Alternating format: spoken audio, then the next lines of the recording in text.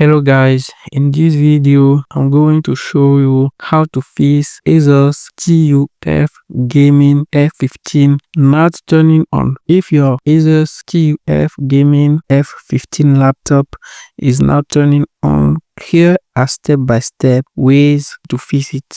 First of all, you have to check the basic power. Make sure the charger is connected properly. Use the original Asus charger. Check if the charging LED lights up. Try a different power outlet. Ensure the wall socket is working. Step 2. You have to perform a hard reset.